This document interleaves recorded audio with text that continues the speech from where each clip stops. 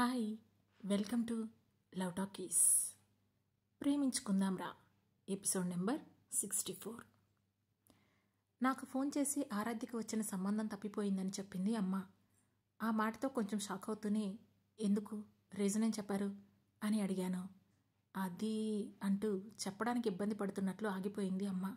పర్లేదు చెప్పమ్మా అన్నాను. అదేనే, మీ ఆయన గురించి ఎవరో ఏదో చెప్పారట. ఆయన ఏదో క్రిమినల్ అని మాట్లాడుతున్నారు. అలాంటి వాళ్ళతో చుట్టరేకాలు ఎప్పటికీ మంచివి కావు అనుకుంటున్నారట. వాళ్ళకున్నది ఒక్కడే అబ్బాయి కాబట్టి ఇలాంటి గొడవలు ఉన్న కుటుంబంలోకి పంపించకూడదు అనుకుంటున్నారట అని చెప్పింది అమ్మ. పోనీలే, వదిలే, ఇంకా మంచి సంబంధం చూసుకుందాంలే అని చెప్పాను. నేను కూడా దాని గురించి ఏం ఫోన్ చేయలేదులే.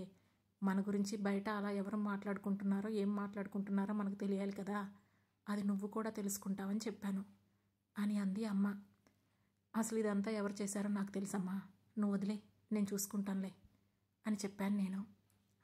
సరే, నేను ఇంకా ఆరాధ్యకు ఈ సంగతి గురించి ఏం చెప్పలేదు.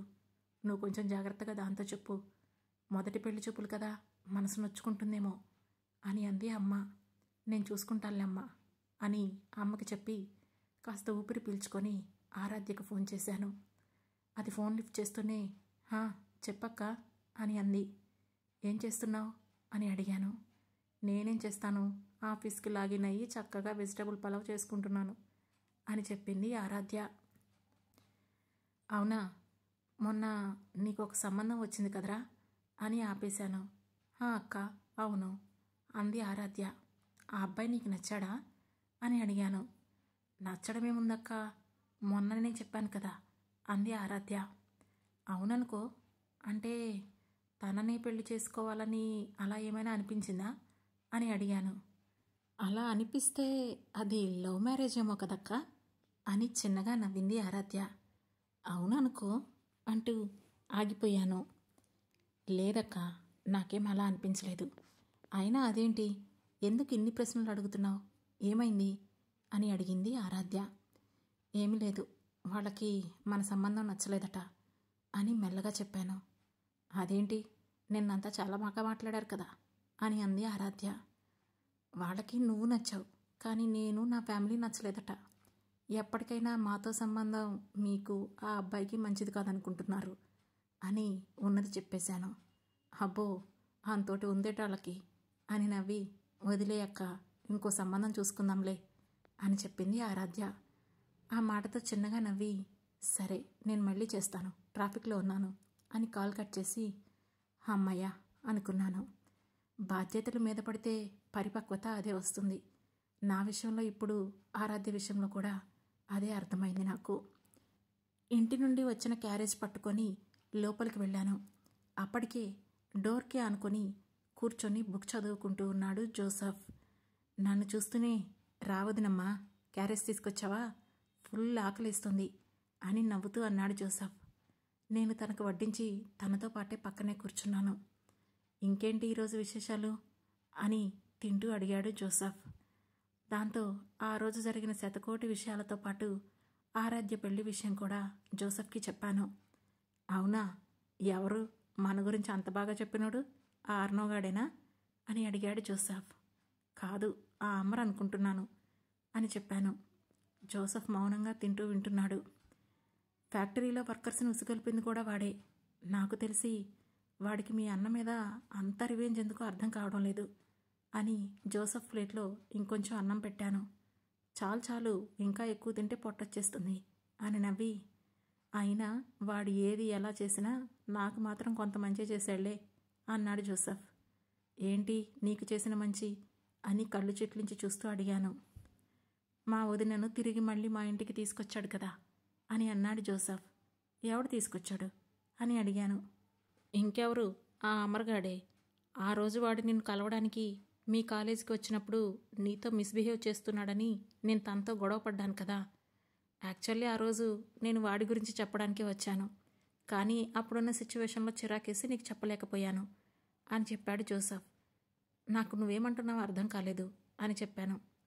అదే వదినమ్మా, నిజానికి అన్నయ్య ప్లాన్ వేరే ఉందట, కానీ ఆ అమర్ నిన్ను కలవాలని మాటిమాటికి కలిసి నీకు తన మీద పాజిటివ్ ఒపీనియన్ క్రియేట్ చేసుకుంటూ నీకు ప్రపోజ్ చేసి ఎలాగూ నువ్వు రిజెక్ట్ చేస్తావని తెలిసి ఆ విధంగా అయినా తన మీద సింపతితో ఉంటావని నిన్ను ఎమోషనల్గా బ్లాక్మెయిల్ చేసి కేసు కోసం యూజ్ చేసుకుందాం అనుకున్నాడట. మీ ఇద్దరి మధ్య ఎంత దూరం ఉన్నా అన్నయ్య ఊరుకుంటాడు కానీ నిన్నిలాగా ఎవరైనా బాధ పెట్టాలని చూస్తే ఊరుకోడుగా. అందుకే తన ప్లాన్ చేసుకొని నిన్ను ఇంటికి తీసుకొచ్చాడట. అంటే ఒక రకంగా వాడు అలా చేయబట్టే నువ్వు తిరిగి ఇంటికి వచ్చావు కదా, అదే చెబుతున్నాను అన్నాడు జోసెఫ్. అదంతా విని నేను గెస్ చేశానులే అన్నాను. ఎలాగో అని నాలాగే సాగదీసి అడిగాడు జోసెఫ్. ఈ మధ్య ఖాళీగానే ఉన్నానుగా, అన్నింటినీ బేరేజ్ వేసుకుంటే అదే తెలిసింది అని అన్నాను. ఆ మాటతో చిన్నగా నవ్వి వాడితో జాగ్రత్త అని చెప్పాడు జోసెఫ్. నేను చూసుకుంటాను అన్నాను. అవును, ఇందాక మీ చెల్లి పెళ్లి గురించి ఫీల్ అవుతున్నావు, నన్ను చేసుకోమంటావా శ్రీ? అప్పుడు మీ ఇద్దరు కలిసే ఉండొచ్చు అని అడిగాడు జోసెఫ్. మీ ఇద్దరికీ సెట్ అవ్వదు, లేదంటే నేనే ఎప్పుడు అడిగేదాన్ని అన్నాను. ఎవ్వరికీ సెట్ అవ్వదండి, సెట్ చేసుకోవాలి అని చెప్పాడు జోసెఫ్. చా, నిన్న సుకృతి మెసేజ్ చేసింది అని చెప్పాను. ఏంటట అని అడిగాడు జోసెఫ్. ఈ రోజు నైటు డిన్నర్ నీకు తనే తీసుకుని వచ్చి మాట్లాడుతుందట. అప్పుడు నువ్వు ఆరాధ్య గురించి అంటున్న అదే విషయాన్ని తనతో చెప్పు అని వెటకారంగా చెప్పాను. నేను సీరియస్గానే అడుగుతున్నాను శ్రీ, నువ్వు చేసుకోమంటే నేను మీ చెల్లిని పెళ్లి చేసుకుంటాను, నాకేం ప్రాబ్లం లేదు అని సీరియస్గానే చెప్పాడు జోసెఫ్. షటప్, నా బాధ్యతలు తీరిపోవడం కోసం నేను మీ ఇద్దరికీ ముడిపెట్టేసి మీ ఇద్దరూ నా కళ్ళ ముందు హ్యాపీగా లేకుండా ఉంటే నేను చూడలేను జోసెఫ్. అది నీ అంత ప్రోగ్రెసివ్ కాదు. ఆరాధ్యలో మా ఇంటి పాత పద్ధతులు ఇంకా ఎక్కడో ఉన్నాయి. నాలా అంత తొందరగా అందరిలో కలిసిపోలేదు. కాబట్టి మీకు అనవసరమైన ఇబ్బందులు వస్తాయి. అవన్నీ నేను ముందే ఆలోచించాను. నువ్వేం కంగారు పడుకు, ఇంకా సంబంధాలు చూస్తానులే. ఒకవేళ దొరక్కపోతే అప్పుడు ఎలాగూ నువ్వు ఉంటావు కదా అని నవ్వి వెళ్ళొస్తాను అని లేచాను. కానీ ఈరోజు నేను తీసుకున్న ఆ డెసిషన్ నన్ను నలుగురిలో మాటలు పడేలా చేస్తుందని అప్పుడు ఊహించలేదు. నేను అక్కడి నుంచి బయటికి వచ్చాను. అప్పటికే నా కోసం వెయిట్ చేస్తున్నాడు అశ్విన్. నన్ను చూస్తూనే డోర్ తీశాడు. కారులో కూర్చున్నాను. నన్ను ఇంటి దగ్గర డ్రాప్ చేసి, ఇవిగోండి మేడం మీరు అడిగిన ఫైల్స్ అంటూ నా చేతిలో కొన్ని ఫైల్స్ పెట్టి నుంచున్నాడు అశ్విన్. హ్యాడ్ యువర్ లంచ్ అని అడిగాను. జీ ఐ విల్ అన్నాడు అశ్విన్. లంచ్ కంప్లీట్ చేశాకే ఫ్యాక్టరీకి వెళ్ళండి, మీటింగ్ టైంకి నేను వస్తాను అని చెప్పాను. డన్ మ్యామ్ అని చెప్పాడు అశ్విన్. సరే అని తల పంకించి రూమ్లోకి వెళ్ళేసరికి చేతికి బ్యాండేజ్ వేసుకొని కూర్చుంది నేహ. తను అలా చూడగానే, నేహా ఏమైంది అని కంగారుగా అడుగుల వేగం పెంచేస్తూ వెళ్ళి అడిగాను. ఏం లేదు మమ్మీ అని ఒంటి చేత్తోనే దాని బొమ్మలు బ్యాగ్లో వేసుకుంటూనే చెప్పింది. దాంతో నేహా అని కాస్త గట్టిగా పిలిచాను. హామమ్మా అని ఇన్నోసెంట్గా చూసింది నా బేబీ డాల్. ఆ చేతికేమైంది అని అడిగాను. ఇంతలో అమ్మ అక్కడికి వస్తూ, ఏమైందని చిన్నగా అడుగుతావే, గట్టిగా వీపు మీద ఒక్కటి తగిలించు. ఆ వెనక్కి వెళ్ళి పెరట్లో చెట్లు ఎక్కుతోంది. అక్కడి నుండి కింద పడిపోతుంటే ఎలాగోలా లాగి తీసుకొచ్చాను. ఇక్కడికి వచ్చిన తర్వాత ఏమైనా కుదురుగా ఉందా? కంగారులో అక్కడ చాకు పెట్టి వదిలేశాను. ఈ అమ్మగారు దాన్ని వెళ్ళి పట్టుకొని యాపిల్ కోస్తానని చెయ్యి కోసుకుంది అని దాని మీద కంప్లైంట్ చేసింది అమ్మ. ఎన్నిసార్లు చెప్పాను నేహ నీకు షార్ప్ ఆబ్జెక్ట్స్ పట్టుకోవద్దని? అయినా ఈ బ్యాండేజ్ ఎవరు కట్టారు ఇంత లూజ్గా అని అడిగాను. ఆ సొంపు కూడా ఆవిడదే. నేను పసుపు పెడితే ఆ ఫస్ట్ ఎయిడ్ బాక్స్ తీసుకొచ్చి డెటాల్ వేసుకొని ఆవిడే చుట్టేసుకుంది ఆ బ్యాండేజ్ అని చెప్పింది అమ్మ. సరే నేను కడతానులే సరిగా, టీటీ వేయించనా సెప్టిక్ అవ్వకుండా అని కంగారుగా అడిగాను. దేనికి నిధి, ఆ కత్తి ఏమీ అందరం తుప్పు పట్టలేదులే, ఏం అక్కర్లేదు అని అంది అమ్మ. వద్దులే అమ్మా, నేహా విషయంలో నేనే రిస్క్ తీసుకోలేను అని ఫోన్ తీసి అశ్విన్కి కాల్ చేసి డాక్టర్ని టీటీ ఇంజెక్షన్ కోసం పంపించమని చెప్పి నేహా కట్టు విడదీస్తుంటే పెదవులు బిగించి ఏడుపు ఆపుకుంటూ నా వైపు చూస్తోంది నేహ. నొప్పిగా ఉందా అని ఊదుతూ అడిగాను.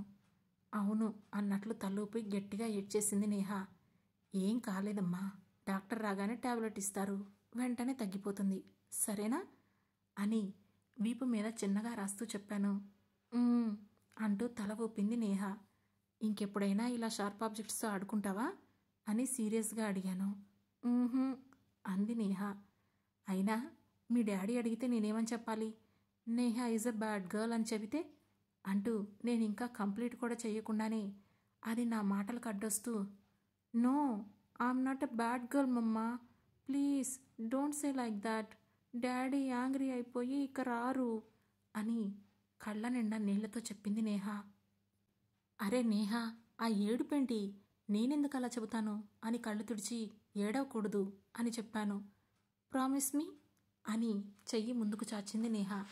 నమ్మట్లేదా మమ్మీ నువ్వు అని అడిగాను. వెంటనే చెయ్యి తీసేసి, ఐ లవ్ యూ మమ్మా అని కంగారుగా చెప్పేసింది నేహ. గుడ్ గర్ల్ అని నెమ్మదిగా దాని హ్యాండ్ క్లీన్ చేసి టైట్గా కట్టి నేహని ఒళ్ళో కూర్చోబెట్టుకొని అశ్విన్ ఇచ్చిన ఫైల్స్ చూస్తున్నాను. కాసేపటికి డాక్టర్ని తీసుకొచ్చాడు అశ్విన్. నేహ చేతిని చూస్తూ, నైఫ్తో కట్ అయిందా అని అడిగాడు డాక్టర్. అవును అని తలూపాను. తనకు టీటీ ఏం అవసరం లేదు అని చెప్పాడు డాక్టర్. తెలుసు, బట్ వేసేయండి, పర్వాలేదు అని చెప్పాను. ఈ ఇయర్లో ఇంతకుముందు ఎప్పుడు వేయలేదు కదండి అని ఇంజెక్షన్ తీస్తూ అడిగాడు డాక్టర్. లేదు అని చెప్పాను.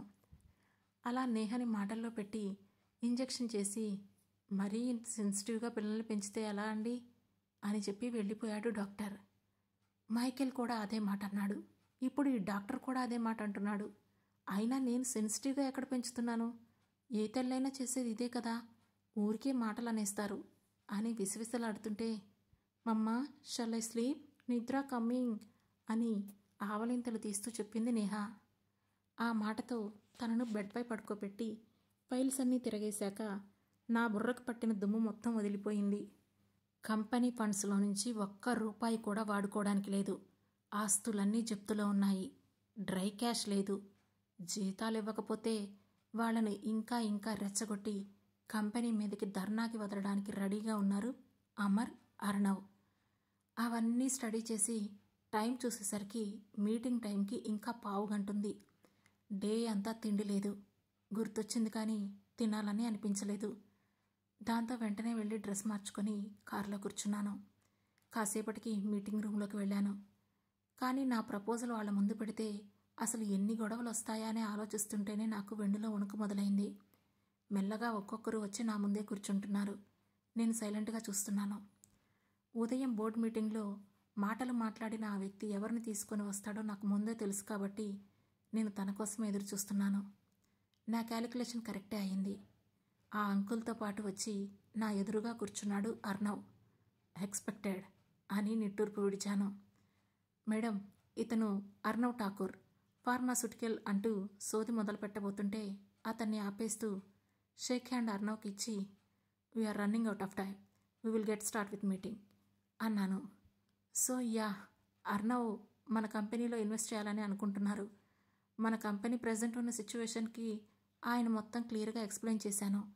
వాటికి ఆయన ఒప్పుకున్నారు అని చెబుతున్నాడు బోర్డు మెంబర్. వాడికి నువ్వు చెప్పడం ఏంటి, క్రియేట్ చేసిందే వాడైతే అని మనసులోనే పళ్ళు నూరుకొని బయటికి మాత్రం కోల్గేట్ యాడ్ మెయింటైన్ చేస్తున్నాను నేను. యా మిస్సెస్ శ్రీనిధి, ఇప్పుడు మీకున్న మనీ ఎమర్జెన్సీ గురించి నాకు ఎక్స్ప్లెయిన్ చేశారు. ఎలాగైనా మేము కూడా ఫార్మాస్యూటికల్ బిజినెస్ దాటి మా రేడియస్ని ఎక్స్పాండ్ చేస్తున్నాం. లాస్ట్ 2-3 ఇయర్స్లో మేము చాలానే అప్కమింగ్ అండ్ ఫేమస్ వెంచర్స్లో ఇన్వెస్ట్ చేశాం. కావాలంటే మా పోర్ట్ఫోలియో కూడా వెరిఫై చేసుకోండి అంటూ తన పిఏ వైపు చూశాడు అర్ణవ్. అతను వాళ్ళ కంపెనీ బ్రోచర్ తీసుకొచ్చి నా ముందు పెట్టి వాళ్ళు చేసిన ఇన్వెస్ట్మెంట్స్ గురించి ఎక్స్ప్లెయిన్ చేస్తున్నాడు. అవన్నీ విని, మీరు ఆల్రెడీ సేమ్ వెంచర్స్లో ఇన్వెస్ట్ చేసి ఉన్నారు కదా, పైగా అవన్నీ మార్కెట్లో మా రైవల్ ప్రోడక్ట్స్, అలాంటిది అందులో మేజర్ షేర్ హోల్డర్గా ఉన్న మిమ్మల్ని మా కంపెనీలో పార్ట్నర్గా చేసుకుంటే మా క్రెడిబిలిటీ పడిపోతుంది. అసలు సారా గ్రూప్ ఆఫ్ కంపెనీస్ అంటేనే క్రెడిబిలిటీకి పెట్టింది పేరని మీకు తెలుసు కదా. అది లేని రోజు ఈ కంపెనీ అనేది మాకు డబ్బులు ఇచ్చే ఆస్తి అవుతుంది కానీ మా ప్యాషన్ అవ్వదు అని వాళ్ళ బ్రోచర్ మూసి అర్ణవ్ చేతిలో పెట్టి, థ్యాంక్ యూ, మీకు అవసరం లేకపోయినా మా వరకు వచ్చి మీ హెల్ప్ అందజేస్తానని మాటిచ్చినందుకు. బట్ వీఆర్ సారీ, ప్రజెంట్ మార్కెట్లో మాకున్న వాల్యూని తగ్గించుకోవాలని మాకు అస్సలు లేదు. We are extremely sorry for that. And ఎలాగూ మా కంపెనీకి వచ్చారు కాబట్టి a small gift hamper from our side అని తనకు అందజేసి, అశ్విన్, సరకి కావాల్సినవి చూసి సెండ్ ఆఫ్ ఇచ్చేయండి అని చెప్పి నా మీటింగ్ కంటిన్యూ చేస్తూ ల్యాప్టాప్ తీశాను. ఇక అర్ణవ్ ఒక్క మాట కూడా మాట్లాడలేదు. తను వెళ్తూ వెళ్తూ వెనక్కి తిరిగి తనను తీసుకొచ్చిన అంకుల్కి సైగ చేయడం చూశాను నేను. వెంటనే అతను, ఉన్న ఒక్కగానొక్క ఇన్వెస్టర్ ఇలా పోతే ఎలా అండి? ఇప్పటికిప్పుడు ఎలా అంత డబ్బు తీసుకొస్తారు? సింగిల్ హ్యాండెడ్గా డెసిషన్స్ తీసుకోవడానికి మీరేమీ మైకేల్ పీటర్ కాదు. ఆ విషయాన్ని కాస్త గుర్తుపెట్టుకోండి అని అన్నాడు ఆ పెద్ద మనిషి. ఆ మాటతో నేను చిన్నగా నవ్వి, యా, కరెక్ట్గా చెప్పారు. నేను మైకేల్ పీటర్ని కాదు. కాబట్టి మీరు నాతో వర్క్ లైఫ్ను కూడా అలవాటు చేసుకోండి. And one more thing, if you don't remember, I am the major stakeholder of this company, mind it అని విసురుగా చెప్పి, మీకు అర్ణవ్కి మధ్యలో ఏం జరుగుతుందనేది మాకు తెలిసిన, ప్రస్తుతానికి మాకు అది అప్రస్తుతమైన విషయం కాబట్టి చర్చలోకి తీసుకురావడం లేదు. కానీ దాని అర్థం నేనేమి పిల్లిలాగా కళ్ళు మూసుకొని పాలు తాగడం లేదు. నా చుట్టూ జరుగుతున్న ప్రతి విషయాన్ని చూస్తున్నాను, గమనిస్తున్నాను, పరిశీలిస్తున్నాను అని గట్టిగా చెప్పాను. నేను మాట్లాడుతున్నంతసేపు అక్కడంతా పిన్ డ్రాప్ సైలెన్స్. ఒక రకమైన అటెంటివ్నెస్ ఉంది. నాకు ముందుకు వెళ్ళడానికి ఆ రెండు చాలు. సో మనకున్నది 2 days. అందులో ఈరోజు అయిపోయింది. రేపు మార్నింగ్ పార్లమెంట్లో కంట్రీ బడ్జెట్ అనౌన్స్ చేస్తున్నారు అని మీటింగ్లో చెప్పాను. అయితే అన్నట్లు అందరూ ఒకేసారి నా వైపు చూస్తున్నారు.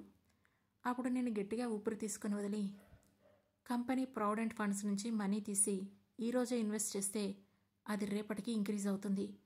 మేబీ మనం అనుకున్న దానికంటే ఎక్కువే రావచ్చు అని చెప్పాను. వాట్? కంపెనీ ప్రావిడెంట్ ఫండ్స్ అంటే అవి ఎంప్లాయీస్ డబ్బులు. వాటిని మనం యూజ్ చేసుకున్న తర్వాత మళ్ళీ ఇవ్వలేకపోతే చాలా చాలా పెద్ద ప్రాబ్లంలోకి వెళ్ళిపోతాం మిసెస్ శ్రీనిధి. ఒక రకంగా మనం చేస్తుంది గ్యాంబ్లింగ్ అవుతుంది. అయినా ఇప్పుడు మనం ఇన్వెస్ట్ చేసిన స్టాక్స్ పెరగడానికి ఎంత ఛాన్స్ ఉందో పడిపోవడానికి కూడా అంతే ఛాన్స్ ఉంది. మన టైం బాలేనప్పుడు లక్కును నమ్మడం సరైన పద్ధతి కాదు అని మైకేల్కి ఎంతో నమ్మకస్తుడైన ఫైనాన్షియల్ మేనేజర్ చెబుతుంటే నాకు సమస్య మళ్ళీ మొదటికే వచ్చినట్లు అనిపించింది. దాంతో నాకు తెలుసు ఇది గ్యాంబ్లింగ్ అని, కానీ తప్పడం లేదు. ఇంకేం చేయమంటారు?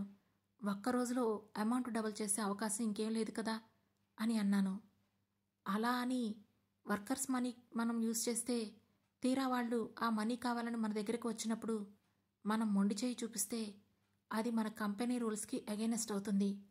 అంతేకాకుండా అది కంపెనీకి, ఇటు పీటర్స్ ఫ్యామిలీ క్రెడిబిలిటీకి కూడా రిమార్క్ అవుతుంది. ఒకవేళ మిస్టర్ మైకేల్ పీటర్ ఇక్కడున్నా కూడా ఈ పాసిబిలిటీకి అస్సలు ఒప్పుకునేవారు కాదు అని చెప్పాడు లీగల్ మేనేజర్. ఆ మాట వినగానే చైర్ నుండి పైకి లేచాను నేను. నా వెనకే అందరూ లేచేసరికి కూర్చోమని వాళ్ళకి చైర్స్ చూపించి, మీరు చెప్పింది 100% కరెక్ట్. ఆ విషయం నేనే కాదు, కాస్త బేసిక్ ఫండమెంటల్ నాలెడ్జ్ ఉన్న వాళ్ళు కూడా చెబుతారు. కానీ మనకిప్పుడు కావాల్సింది అది కాదు కదా. నేనేం పుట్టగానే ఫౌండర్ అవ్వలేదు. మీ అందరికీ నా గురించి ఈ పాటికి తెలిసే ఉంటుంది. మా నాన్నగారు ఇక్కడే ఆటోమొబైల్ బ్లాక్కి అసిస్టెంట్ మేనేజర్గా పనిచేసేవారు. ఒక మధ్యతరగతి మనిషి. ఆయన మీద ఆధారపడిన 5 మనుషులు, 3 పిల్లల చదువులు, ఇంటి బాధ్యతలు, సరదాలు, షికార్లు, ఆరోగ్యాలు, అనారోగ్యాలు అన్నింటినీ ఆయనకొచ్చిన జీతమే చూసుకుంది.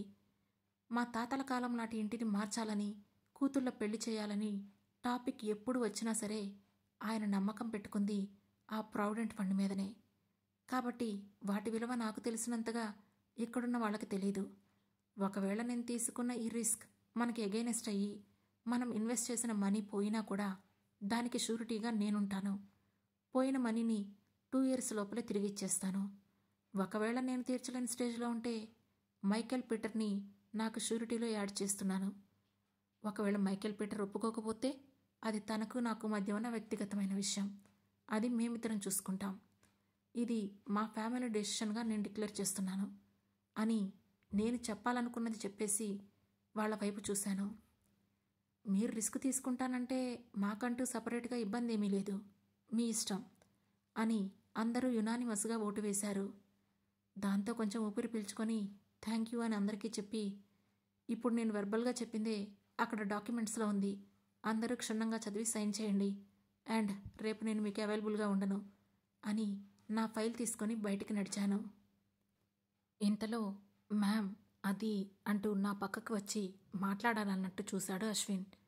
చెప్పండి అశ్విన్ అన్నాను.